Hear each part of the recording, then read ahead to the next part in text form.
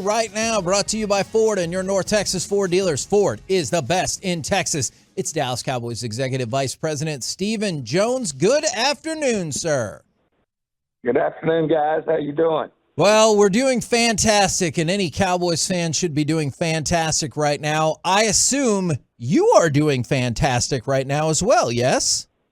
Absolutely. That was a great win. It was a great atmosphere. Hats off to our fans. They came ready to roll, and our guys just respond to AT&T right now. We're just playing at a high level. Was noticing that I think it's first team in the NFL to score 30 points or more in their first 7 games. So Dak's really got that offense humming, and thought our defense really, played a great game against a really difficult Philadelphia offense. They obviously have a lot of weapons, and Hurd's playing at a high level too. So it's really great to watch our guys go out, execute, and really, have a great game and a great atmosphere. Now, we've had a lot of conversations with this. Fans have had a lot of conversation with this. I know this is not like the number one thing you care about, but as of this morning, Dak Prescott is the favorite to win MVP. But the discussion we've been having is Dak Prescott the same quarterback? Because some people are saying, oh, he's always been the same quarterback. They just tweaked the offense around him. Do you feel like he's the same quarterback? Because I feel like he's definitely elevated his game. I think quarterbacks, all good ones, great ones, evolve, and they get better with time. I know I had a conversation with Tony Romo when he retired, and, he was just sick about it, but his health wasn't going to let him continue to play. But he felt like he was playing as good when he was healthy as he had ever played. And, you just learn more and more about the game. The game slows down. You understand, you've seen it all. You've seen all the different kinds of defenses they can throw at you. And, the really great ones just get better with time. And I think Dak has continued to improve. He was adamant that he was going to improve off of last year when he had an uncharacteristic number of interceptions. And he knows that those things can get you beat. And rarely does the team who wins the turnover battle not win the game. And he understands that better than anybody, but he's playing at such a high level, and his teammates have complete confidence in him. Our coaching staff, complete confidence. And, he's not only a great football player, but he's a great leader and certainly doing everything on that end as well. So, we just got to keep the ball rolling here. We got to finish strong as we end up the season here. We obviously, starting with last night, have some real challenges on our schedule, going to Buffalo, going to Miami, still have the Lions. So in Washington, anytime you play an NFC East team, you better be ready. So, we got 4 games we need to finish strong. Stephen, I can't help but notice your voice sounds a little scratchy this morning. Did you happen to pick up Micah's water bottle and use the same one? What happened there? I think it's just from doing a lot of yelling and talking and fired up. So I know it was a great night, but feel great. It's just I think I've overextended my vocal cords, if you will, in terms of enjoying the moment. That's fine. Kevin has done that on many occasions. True. And he misses work for a few days. But hey, that's neither here nor there. Micah, though, on his night, going through what he was going through physically, what are your thoughts on him? Well, he's just a competitor, and certainly he wasn't going to miss that game. We've had players seem to answer the bell even more so. They focus more. They know they got to fight through, not feeling perfect. And in this game, when you're not 100%, it gets all the more harder. But of course, he comes through with some big time rushes, big time pressures. Got a big time sack when he was double teamed. And so nothing really surprises you with Micah. I do know the great news is he should get well here real quick and be ready to be full speed when we go up to see Buffalo. Do you have general thoughts? Like, I definitely think he's right, but do you have general thoughts about Micah replying on Twitter to reporters about not getting penalties called against him? Well, I think in general, I think, the best thing you can do is go out there and play. And I think Micah probably knows that more than anybody. I think at the end of the day, I'm seeing some clips today on the Kansas City game in terms of, their crucial offsides penalty. And, I don't think anyone's going to totally get behind anyone complaining about officiating. Officiating's hard. It's difficult. Those guys are put in hard spots, not unlike players who make mistakes, whether you line up offsides, whether you throw an interception, whether you get beat.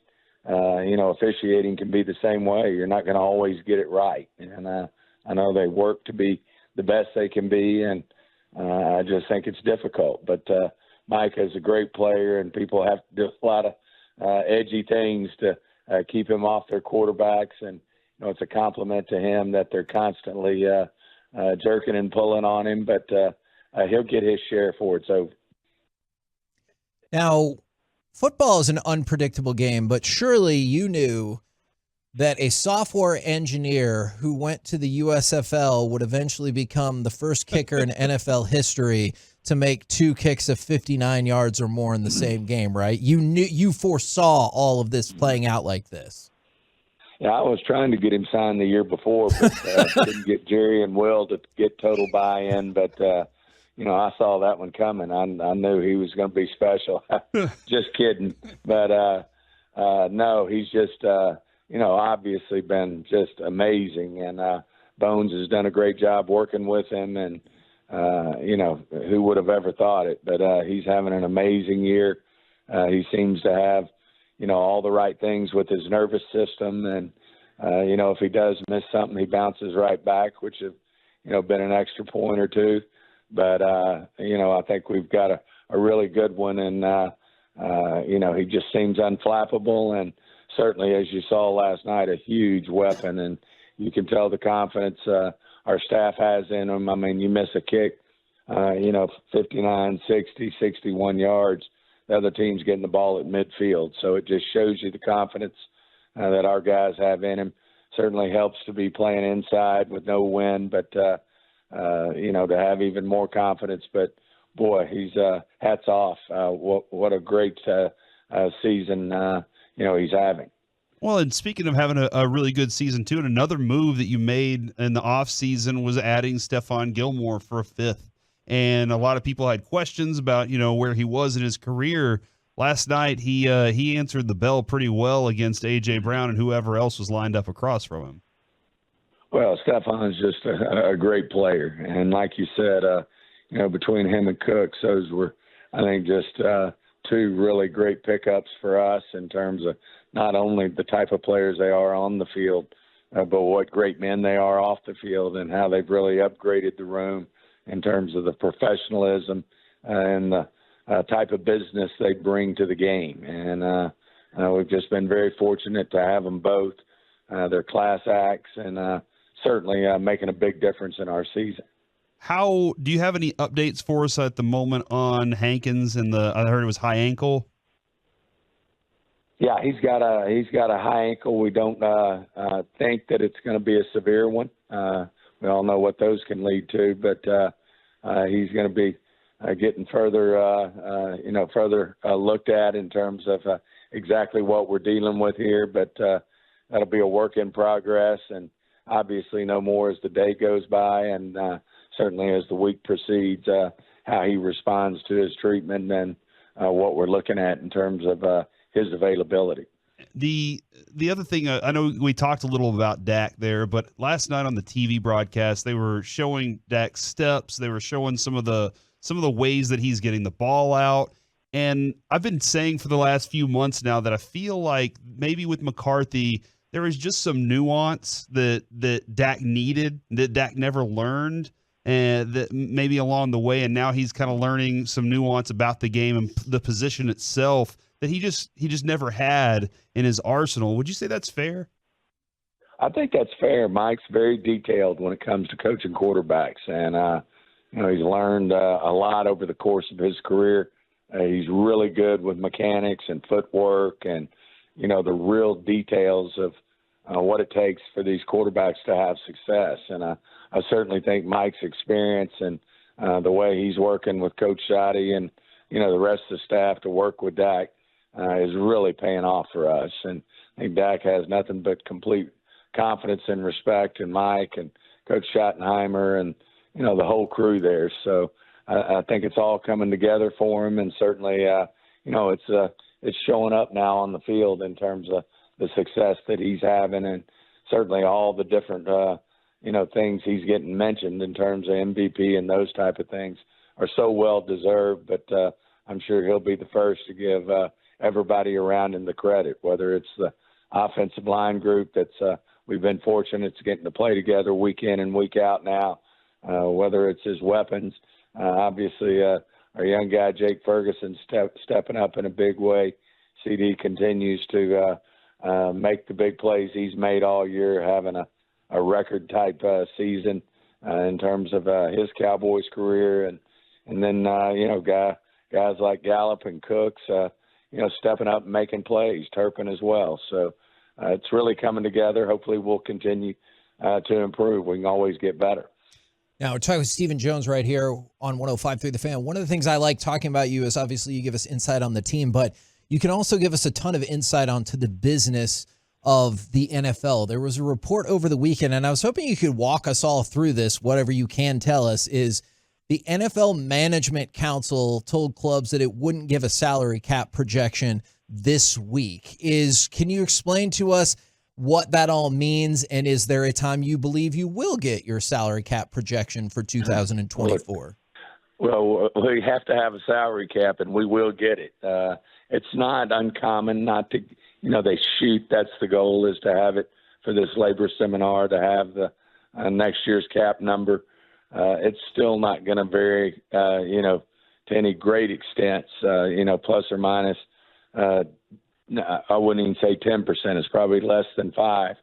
And, you know, it's just negotiating some things with the unions is what this usually boils down to in terms of what's included in the cap, where the credits come from, how much is allocated to the benefits of the players, just a lot of moving parts in terms of negotiating the final numbers with the union. And this is not the first time that we hadn't gotten a salary cap at this annual labor seminar meeting in December. Is everybody all caught up from, I guess, COVID debt, from lack of a better way of putting it? And do you think the cap will be above 240? No, that's just, I hate to be a guesser. You know, I'm not in the details of it, but yes, for the most part, they've caught up with most of the, you know, the credits that the league had coming in terms of, you know, not having the cap be some extreme reduction. But all that's coming together, and, you know, I don't think this is any big deal at all in terms of, you know, whether we get the salary cap number this week or whether we get it in a month. You know, we're planning, you know, our cap regardless, and we have our projections as to what we think it might be. And usually, as I said, those don't vary a ton in terms of what the cap actually is. The only time it's ever done that was when we had the extreme case of COVID, and, you know, we had to play in empty stadiums, and certainly that affected it. But other than that, you're never, oh my, I can't believe the numbers either gotten this much bigger or this much smaller. It's usually, and, you know, the league does such a great job of helping, you know, the owners plan in terms of what they feel like some range of where that cap will be. Appreciate the insight very much, good sir. We'll catch up with you again next week. Heck of a victory. Thank you. Thanks, guys. Great being on.